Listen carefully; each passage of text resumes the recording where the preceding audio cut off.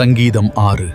நெகினோத் என்னும் வாத்தியத்தில் செமினீத் என்னும் ராகத்தால் வாசிக்க ராகத்தலைவனுக்கு ஒப்புவிக்கப்பட்ட தாவீதின் சங்கீதம். கர்த்தாவே, உம்முடைய கோபத்திலே என்னை கடிந்து கொள்ளாதேயும், உம்முடைய உக்கிரத்திலே என்னை தண்டியாதேயும்.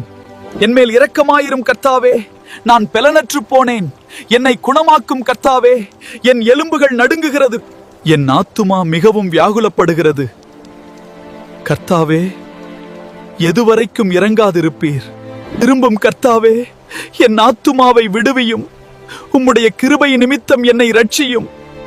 மரணத்தில் உம்மை நினைவு கூர்வதில்லை, பாதாளத்தில் உம்மை துதிப்பவன் யார்? என் பெருமூச்சினால் இளைத்து போனேன். முழுவதும் என் கண்ணீரால் என் படுக்கையை மிகவும் ஈரமாக்கி என் கட்டிலை நனைக்கிறேன். துயரத்தினால் என் கண்கள் குழி விழுந்து போயிற்று. என் சத்துருக்கள் அனைவர் நிமித்தமும் மங்கி போயிற்று. அக்கிரமக்காரரே, நீங்கள் எல்லாரும் என்னை விட்டு அகன்று போங்கள்.